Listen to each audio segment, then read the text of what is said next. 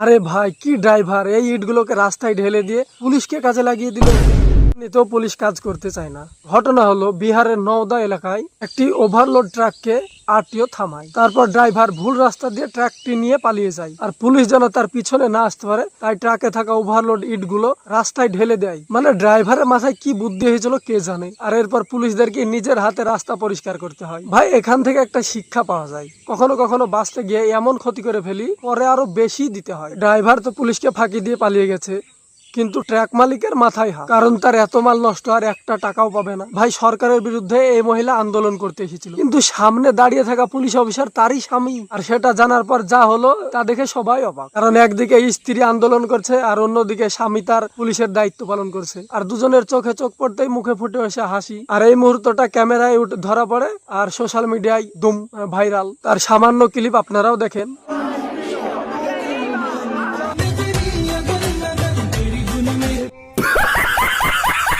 এই ভিডিওতে স্পষ্ট বোঝা যায় মতের অমিল থাকতেই পারে, কিন্তু সম্পর্ক আর ভালোবাসা সবার উপরে। ভারত থেকে কি বৃষ্টি হারিয়ে যাচ্ছে? কারণ জুন মাসের এই সময়ের মধ্যে ভারতের অনেক জায়গায় বৃষ্টি শুরু হয়ে যায়, কিন্তু যেসব এলাকায় বৃষ্টি পৌঁছে যাওয়ার কথা ছিল এখন এখানে বৃষ্টির কোনো নামও নিশান নাই। আর এই বাষ্পগুলো সমুদ্র থেকে প্রচুর পরিমাণে জলীয় বাষ্প নিয়ে আসে এবং সারা ভারতে বৃষ্টিপাত ঘটায়। প্রতি বছর সাধারণত 1 জুনের মধ্যেই মৌসুমী বায়ু কেরালায় পৌঁছে যায়, কিন্তু 16 জুন যখন আবহাওয়া দপ্তর স্যাটেলাইটের পর্যবেক্ষণ করে তখন তারা অবাক হয়ে যায়, কারণ ভারতের মানচিত্রের উপর যেসব বিশাল কালো মৌসুমী মেঘ থাকা কথা ছিল সেগুলো হঠাৎ করেই উধাও হয়ে যায়। এই মেঘগুলোই এই সময়ের মধ্যে ভারতের অনেক এলাকায় পৌঁছে যায়। তাই আসুন এই ভিডিওটিকে সবার সঙ্গে শেয়ার করে দিই, যাতে মানুষ পানির প্রতিটি ফোঁটা বুঝতে পারে এবং অপচয় না করে। একদিন নয়, দুদিন নয়, প্রায় 13-14 দিন ধরে একটি এলাকা জুড়ে চলছিল অদ্ভুত রহস্য।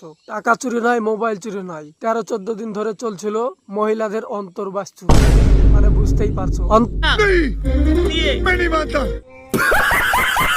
অন্তর্বাস চুরি নিয়ে এলাকাবাসী নিরাপত্তা চাইলেও রহস্যের খোঁজ পেলেও সবাই দাবি করেছে এ ধরনের কাজ মোটেও মজার নয়, বরং এটি অস্বস্তিও কাজ এবং অপরাধ। তাই সতর্ক থাকুন এবং নিজের জিনিসপত্রের দিকে নজর রাখুন। আপনাদের গ্রামে এমন চোর আছে কিনা কমেন্টে জানাবেন নিশ্চয়ই। তোমার চায়ে যদি 1 চামচ চিনি কম পড়ে যায় তাহলে তোমার খুব খারাপ লাগে, কিন্তু সেই চিনিটাই তোমার কাছে পৌঁছে দেওয়ার জন্য প্রায় 13-14 হাজার নারীকে নিজের জরায়ু মানে গর্ভাশয় অপারেশন করতে হচ্ছে।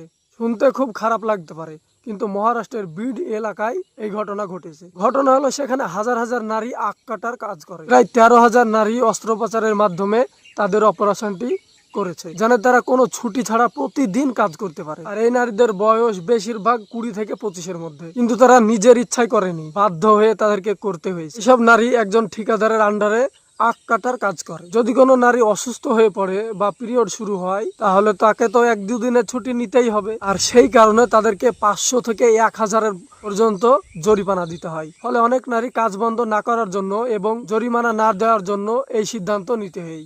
ভাই গরিব মানুষকে কি না করাই। প্রথমে এই ভিডিওটি দেখো।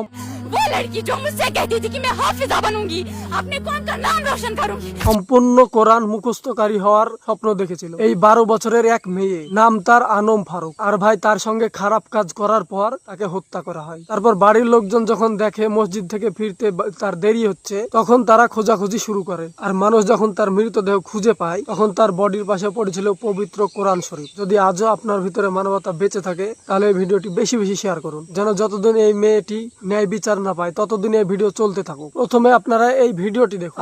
में मेरी शादी हुई थी, मुसलमान लड़का, उसने हिंदू बन के शादी करी थी। अच्छा, उसने नहीं बताया कि मुसलमान? नहीं, जब मेरी बेटी हुई है बड़ी वाली, जब पता चला है मुझे कि वो मुसलमान है। मैं नहीं मानता। আর কি বলবো ভাই, কিছু বলার নেই। মানে বিয়ের এতদিন হয়ে গেল তাও সে মুসলমান ছেলে এটা আজ পর্যন্ত জানতে পারেনি। তার একটা মেয়ে হয়, মেয়ে বড় হয়ে যায়, তারপর সে জানতে পারে। যেদিন বাসর রাত ছিল সেদিন বুঝতে পারেনি, আপনারা তো বুঝতেই পারছেন। ভিডিওটি একটি লাইক দিয়ে। ভাই এই লোকটি ইনস্টাগ্রামের একটি মেয়ের প্রেমে পড়ে যায় এবং সে যখন তার সঙ্গে দেখা করতে যায় সে দেখে তার স্ত্রী। তারপর তার মাথায় বাস। প্রয়াগরাজের 4 বছর ধরে তার স্ত্রীর সঙ্গে ঝগড়া বিবাদ চলতেই থাকে। আর এরই মধ্যে এক মেয়ের সঙ্গে ইনস্টাগ্রামে তার প্রেমের সম্পর্ক গড়ে। আর সে মেয়েটিকে হোটেলে দেখা করার জন্য বারবার তাকে ডাকতে থাকে, কিন্তু মেয়েটি হোটেলে নয় মন্দিরে দেখা করতে রাজি হয়। তারপর দিন ঠিক হয় যে এই দিনে আসবো আমরা দেখা করতে। তারপর মন্দিরে ছেলেটি পৌঁছায়, তারপর মেয়েটিও আসে। কিন্তু ভাই যখন মুখের কাপড়টি সরায় আর তখন প্রয়াগরাজ বলে আই এম তো অবাক। স্ত্রী আসলে তার লয়ালিটি, কিন্তু শেষে দেখা যায় সে একটা মেয়ে বাদ। ভিডিওটি ভালো লাগলে একটা লাইক দিবেন।